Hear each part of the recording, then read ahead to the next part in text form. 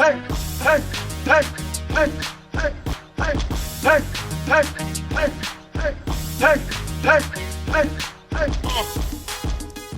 everyone. Welcome inside the Red Earth Production Studios for this edition of YBMcast, powered by Game7 Baseball, Game7Baseball.com. Today on the show, we have a special guest on our Prime Sports Midwest call-in link, the Moberly Spartans head coach, Brandon Boyer. Coach, thanks for joining us, man. Thanks for having me. Absolutely. I appreciate we got a chance to meet at the high school coaches clinic, and I'd seen a lot of your players over the summer at the Legion Baseball state championships. And we'd had you guys high school wise in the top 20 last year, and it just makes sense for me. I think you got a pretty good opportunity to roll it back pretty good this year, yeah? Yeah, it's definitely been on our guys' minds ever since the season ended last year. They knew that they'd played together a lot since they were little kids, and only losing one player off of our team from last year, they just kept them hungry all off season and through the summer, and they're ready to roll. They're ready to play some ball. You guys, you were 7-3 in conference, 23-7 overall. You're District 7 champs. It's interesting, Coach. I want to ask you this because as I was doing some research and going through certain things, if I want to ask you a little bit about the North Central Missouri Conference is going to be dissolving in after the 25-26 season. I saw Fulton had went over to the Tri-County Conference. Can you talk a little bit about that? Are you guys going to play a conference schedule this year, or is it just going to be, not? Yeah, so this will be the last year that we play N.C.M.C baseball, and it's definitely, I think, important for our guys because they grew up watching N.C. baseball, and it's been really good. I think down the road we might see a conference again. I don't think it'll be the North Central Missouri Conference, but it's a good conference, and it's still very strong. And with Fulton leaving, they're one of the top teams in our conference as well, and seems like we play Fulton, Mexico, Kirksville 3 times a year because we see them sometime in districts or conference. So I think it's important. That's been a goal for our guys. Every year we went from one conference when as our seniors were freshmen to 5 to 7, and I know that's a goal of theirs to tack on to some of the other things they want to accomplish too. Well, Fulton will be playing in the conference this year. They don't leave till next year. Is that correct? No, that is correct. So, that'll be interesting. And looking at that conference, it's a tough conference. Like you said, I mean, this is not a cakewalk every year, is it? We've actually only won the N.C.M.C once in 2007, and we've had strong teams as well. But Fulton's going to be in the state rankings this year. Kirksville traditionally is a great baseball program. Mexico is a great baseball program. They're very senior heavy too, and Hannibal's been very strong the last few years, and they actually won it the year before last. So, yeah, and Hannibal shared it last year. Hannibal's usually a Class 5 school as well. I know they're on the smaller side, but still. Yeah, the last 5 years that I've been coaching at Moberly, they've been 5 every year. They usually go to the St. Louis area for their district. Yes, they do. Yeah, they're a good, solid squad. We've seen Hannibal come down. I think they were in the Troy Classic tournament last year. I think they may be in again. I got to look to see what the schedule is. So that'll be interesting. Mm-hmm. Coach, is there anybody, if they talked about, conference in the future, do they think, what that might look for you guys moving forward? So the big thing is us, Kirksville, Mexico, and Marshall are left kind of together. So if you want to try to keep some of those schools together, that would make sense. And then, there's some other schools around Tri-County that are about the same size as us, but that's about the only option that you have. when it comes to schools around here. Yeah, because the Tri-County Conference itself, there's three different section or three different divisions, really, basically to it. Correct? Yeah, I mean, like you got the lake schools, you got the schools around the Columbia area, I guess you could say, and um, but yeah, I'm not sure where that's gonna end up. Right. Right. That's interesting. Yeah. Uh, you guys getting into this, it's just looking at some of the history. I was just trying to look at Moberly baseball as a whole. You guys had your first 20-win season since 2009, your first district title. It was a young team last year. Talk to us about, setting that mark. Like I said, 23 wins. That's a lot of wins. Winning 20 ball games in a high school season. That's a challenge, isn't it, Coach? Yes, and we play a tough schedule, and we added some teams on the schedule this year to make it a little bit tougher. But the baseball class four, class three, class four, even the smaller schools around here, it's tough to. I mean, you got Southern out of our conference, you got Southern Boone, you got Hallsville. We played Blair Oaks this year. Boonville, they were in our district last year. Macon, who's in our district last year. I mean, there's a lot of tough teams that you play, but I like it, and our guys like it because it gets us ready for the postseason. You don't get much better seeing, or you get a lot better seeing the better arms. So um, I think that our guys got 23 last year, and they want to keep going. They want more. Absolutely. And I think it's interesting too because, like I said, I'd known of Jackson Angle just through some of the stuff I'd seen through Prep Baseball Report.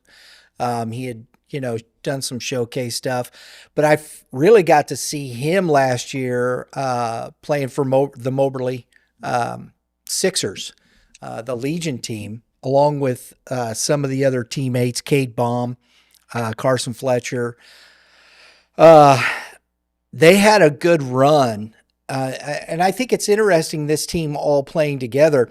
And we were playing at the state championships were at Hidden Valley Complex there, in Blue Springs. I don't know if you're familiar with the park there. I mean, I watched the tournament, but I've never actually been there. So It's a cavernous park, Coach.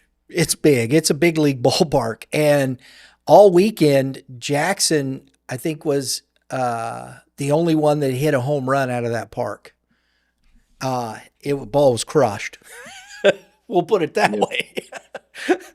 And so I think it's interesting. You had these kids. They made a championship run in the summertime. They won a district.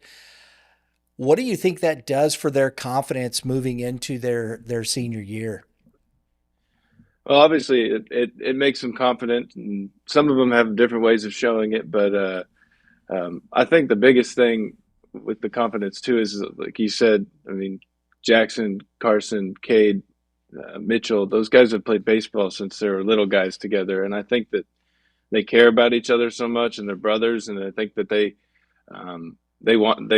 had the success together, and I don't think they want to end on a sour note. I think they want to do things that our program's never done, our school's never done, and I think that that brotherhood kind of drives them just as much as the confidence. And I mean, they want to play the best. I know they talk about it all the time that when we added some of these teams to our schedule, we play St. Joe Benton at a tournament, who was runner-ups last year, and our guys were pumped. We got Blair Oaks on the schedule, won the state championship, and they want to play teams like that. They want to see how good they are, and they want to showcase their talent. You don't get better unless you put yourself in that position, right? Yep. Absolutely. Coach, you evidently you've got a strong, talented group with this team. How do you continue to build that culture with this program? And, what are your thoughts and how do you guys reach down into the elementary and middle school levels? So like I said, all those guys have played together in some capacity, whether it's our junior class and their sophomore class as well.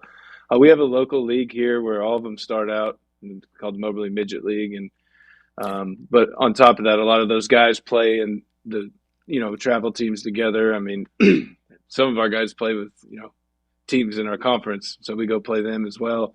They got buddies on other teams, but we're working on some things. We do some camps at the high school. Our guys like to help out with that. They do a great job.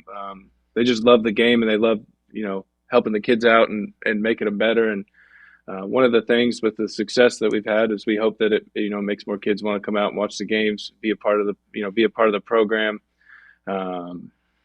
like just grow baseball in the community as a whole. And also our junior college here in town, where three of our guys are going. It's a third-year program this year, and having that in town is huge. I mean, it just grows the game more. Do you guys play on campus? Is your ball field on campus, or do you play somewhere in town? Yes. It's right back here between the middle school and the high school. We have a turf infield, grass outfield. When you're talking about the scope of culture and whatnot, you got a group of kids. You were young last year. Like I said, I think you had one senior on the team from what I saw. One senior the last 2 years, actually. Wow. So, how do you keep that? And, these incoming freshmen this year, what do you talk to them about, and how do you help them continue to grow and keep the program at that successful level? Well, I think the one thing that our guy, like, I couldn't ask for a better senior junior group. Like, our guys get along, and I think one thing. So when our seniors came in after a 5-win season, I mean, they knew that they didn't want that's how their high school career to go. And some of those guys were on that team, and they realized we had some young talent, and so they were great to our freshmen, our seniors and their freshmen, took them under their wing, and I think that had a big impact on our guys, is they knew that the seniors treated them well, so they wanted to treat our young guys well as well, with respect, and a lot of our young guys get it, the talent that's on our team, and they want to learn from them, to ask them questions, just seeing the example that they have, and wanting to mold their game and their leadership after them as well. There you go. Well, let's talk a little bit about the team. You've got. I always like to start with pitching, and you guys have some guys coming back. You've got arms, kind of plentiful, coming back for yourselves this year. Talk a little bit about your pitching staff, Coach. So I'd say for the varsity level, our staff goes about 7 deep. At the top, you got Jackson Engel, you mentioned, and Mitchell Bruce, who have both been pitched or started multiple games all 4 years of high school. Jackson has over 150 innings pitched, and Mitchell has over 120. So there's nothing new to them. I tell them all the time. I mean, the expectation is high. You guys have been doing this for a while. And then you got another senior in Cade Bohm. He'll be our number 3 starter. He's pitched in big games. He started the quarterfinal last year. He's won some big conference games. He'd be up there in the innings with Jackson and Mitchell, but his sophomore year, he had a freak injury celebrating after a game, so he missed the end of his sophomore year. And then our last senior that'll throw, it's Carson Fletcher.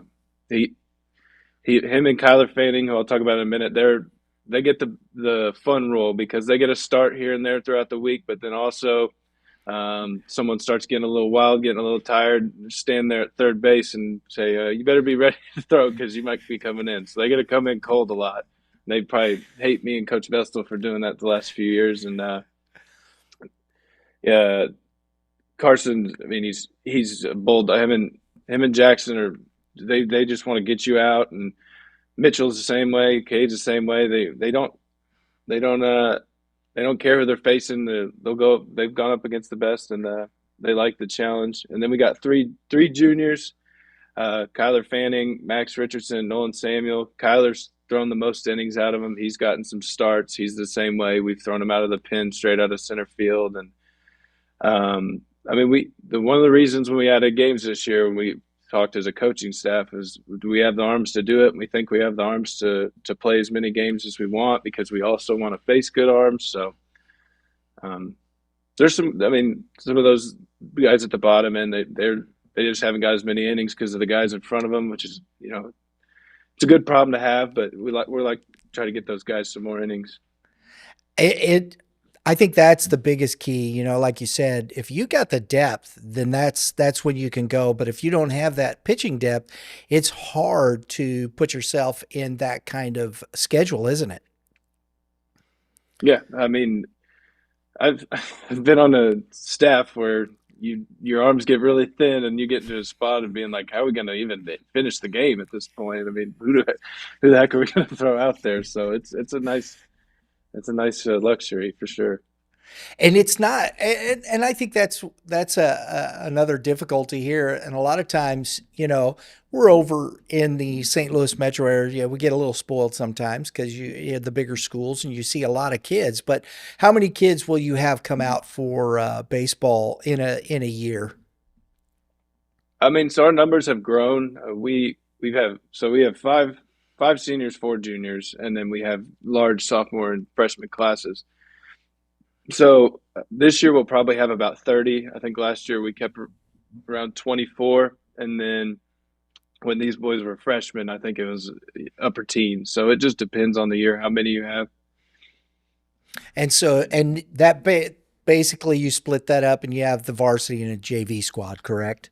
Yes, there's some teams around here that have freshman teams, and I'm sure it's a lot more common over there in the St. Louis area. But we just do freshman JV or varsity JV, and then occasionally, if somebody needs to pick up a B game or a C game, we'll throw some guys out there and play them. There you go.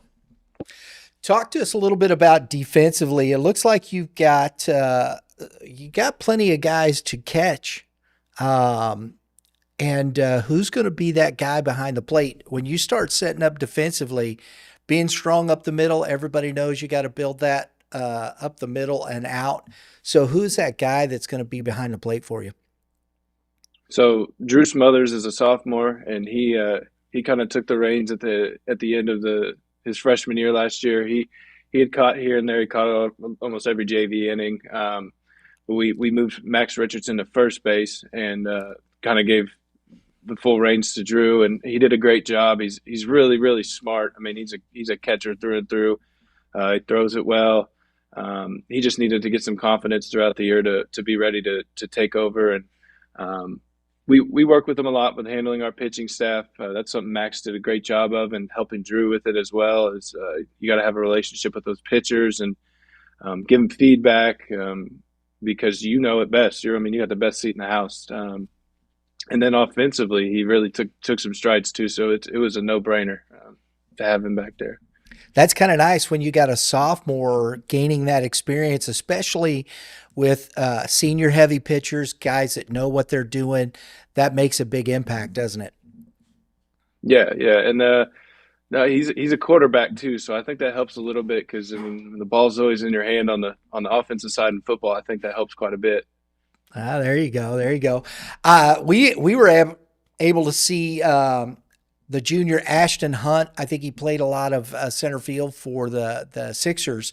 Where do you see him fitting into your mold there, Coach? So all of our pitchers, all seven guys I named, will play or pitch at some point, and their defensive position will be open. So Ashton, he'll play the outfield. He'll play a little bit of left, maybe some right, but second base as well. It just kind of depends on who's on the bump. He came in as a second baseman, and he just wanted to play. And uh, he's really good in the outfield, and he's really good at second base. He can just do a lot of things for you. When we have him and the Fanning kid in the outfield, and we can fly. So it helps a lot tracking down fly balls and makes you feel a lot better when the ball goes in the air. You gotta love having the Swiss Army knife, right?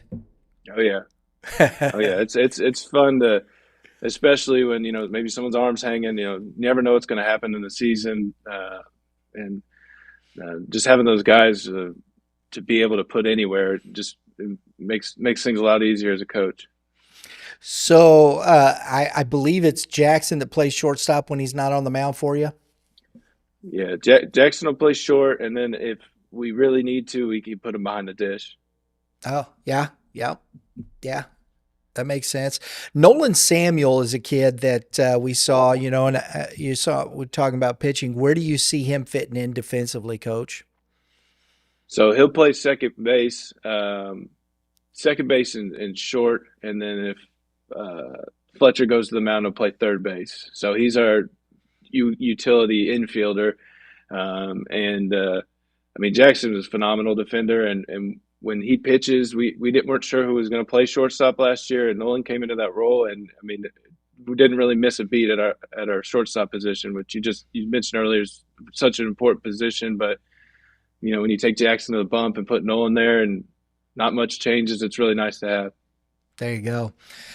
Offensively, you've got an experienced lineup, and it looks like you got some depth, 1 through 7. Am I wrong? I'm not missing that, am I, No, Coach? I mean we've already started tinkering with what we want to do with the lineup and who we want to put where, and it's tough sometimes because you got guys that go out and compete and put up good numbers and can hit in multiple spots in the lineup, and just kind of depends on who's hot and who's not, and who's taking those strides from last year. And you I've seen it before where a guy, I mean, the Fletcher kid's a great example. His sophomore year, he struggled bad, and last year he's one of our most important players offensively, one of our most clutch hitters. And so you never know once the games start coming through that who's going to go where. Absolutely.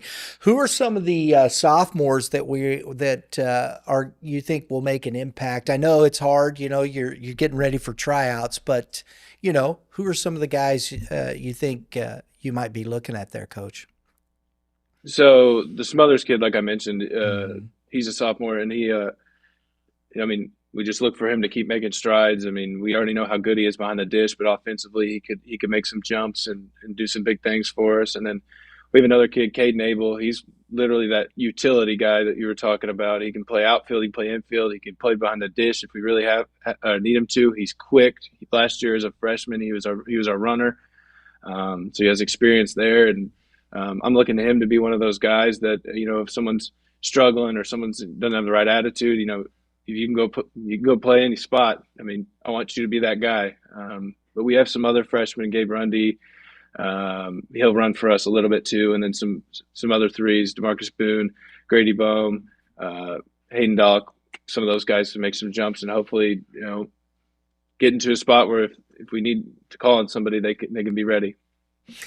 I know you'll probably a lot of these guys. I'm sure they're going to get reps with the JV. How often do you put some of those kids in, bringing them into up to the varsity side to, run to get maybe an at bat to kind of throw them in the fire, so to speak, just for the experience? We definitely try to get some of those guys, at bat. I think at bats are the big one because when you have to eventually get to that point where you're a varsity baseball player, you can't be shaking in your boots because it's the first time you've ever done it. But yeah, we have some speed, like the Abel and the Rundy kid. I mean, they're burners. We have some burners in our lineup too. So if you can substitute them into courtesy run and put some more speed on the base paths, it just makes you that more deadly offensively. Do you like to run? Do you do some bunting and do you play a little small ball or do you like to bang it around the Yeah, park, Coach?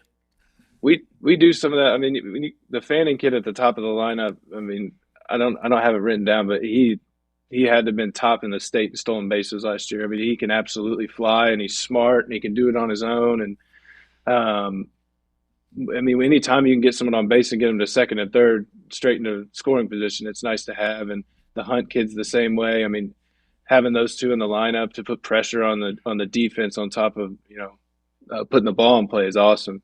Um, and yeah, we'd like to play some small ball too. Just getting anytime you can put pressure on the defense, it makes it so much easier. And it's to be able to do that though, you got to have guys that can handle the bat. That's just you Mhm. know Yeah, I play. mean, the you got to have protection in your lineup as well. I mean, you can have one or two good hitters, but if you know the team you're playing knows that you don't have much behind that as well, and no speed, I mean, they're going to pitch around you guys and go after the easy outs. Yeah, that's true. I just as we finish up here, Coach, I always like to talk a little bit about because for us, it's getting to know a little bit more about conference play and things like that, and I understand, the situation that you have going on, but Mhm. some of the teams around you that you're playing as far as districts and in conference and whatnot. Talk a little bit about the level of play in that central part of the state there. So like we talked about the N.C.M.C, and like I said, we see those teams at least two, and then maybe three if we see them in a tournament. But I mean, Fulton, uh, they actually got beat by the same team that beat us last year. Won our conference or shared our conference with Hannibal last year. So obviously those teams are strong.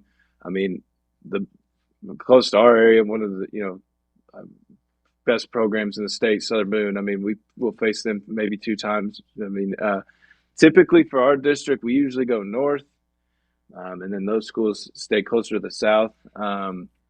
But like last year, the way it worked is our district, which was Macon, us, Kirksville, Boonville, Chillicothe. Chillicothe's a little strange one to be thrown into our district, but we had to face the winner of Southern Boone, Tolton, that district down there. So usually we play all these schools and we see them right out the gate, whether it's districts or the next round of the postseason. Um, Yeah. Fulton actually went to St. Louis last year, which is not something that, I mean, it's not uncommon for them to be in our district as well. So Yeah, I was a little surprised at that. They were over in that side, and they had an early exit. I think they were in District 4, I think it was, or something like they that. lost. They lost to Lutheran in their That's first right. game at districts is who we played. Yeah, yeah, because they were, I think they were the number one seed in that district as well. Mhm. And I think Yeah, go ahead. go. I was trying to think of the record off the top of my head. I mean, they didn't lose many games last year.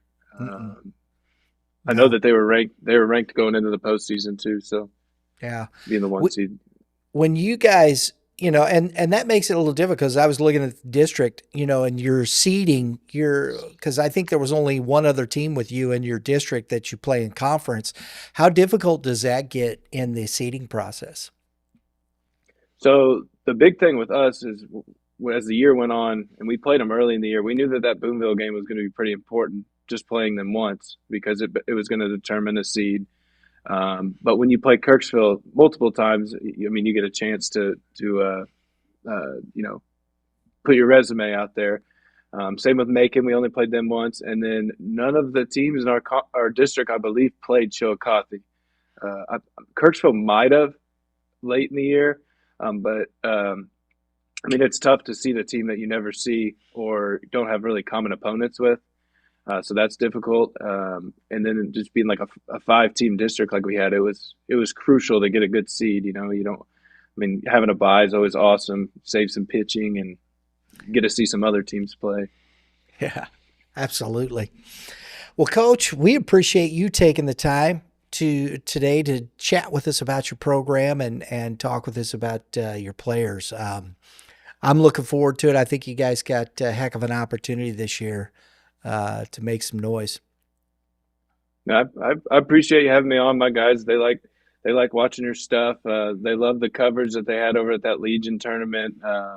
They always like to watch their buddies get interviewed because they always know when they're watching it's uncomfortable for them. So um, they they really get a kick out of it. And I think Jackson told me he's going to be on this weekend Yeah, we or he's we're coming up.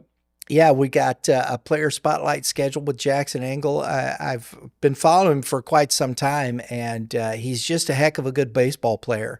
And Moberly, just you don't get a lot of pub up there. Um, Yeah, Kind of out of the way, and I was like, man, I got to get Jackson on and chat him up because he's a heck of a baseball player.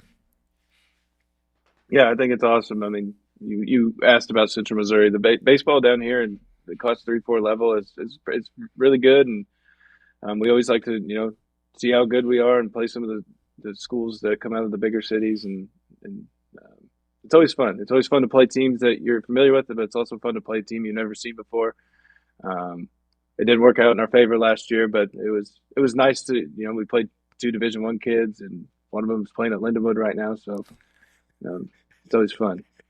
Absolutely. Absolutely. Well, Coach, I'm sure we'll be in touch. Keep up to speed on what's going on with Moberly throughout the season. We appreciate your time. Yep, thank you. Folks, thanks for tuning in. We do appreciate it. This is head coach Brandon Boyer from Moberly, the Spartans up in Moberly, Missouri. Make sure you fans, you watching this, get out and support your squad. It's going to be a good, fun team to watch this year. So make sure you get out and support these guys. If you like what we're doing, please hit the like button. That helps our algorithm, helps grow. Hit the subscribe button there if you so choose to. We appreciate you supporting our channel. And then the dinger next to it. If you get that dinger, it's not a home run, but it is notifications for upcoming episodes such as this. Get to learn more about baseball in the state of Missouri. We appreciate it very much. Everybody, thanks for tuning in. Have a great day in the Lord. All you pitchers, keep throwing strikes and hitters. Coach, give the hitters some advice. Don't watch first pitch fastball go by. I like That's that. what I tell my guys. Hunt the fastball. Don't be looking for breaking balls. That's good advice, folks. We'll see y'all next time.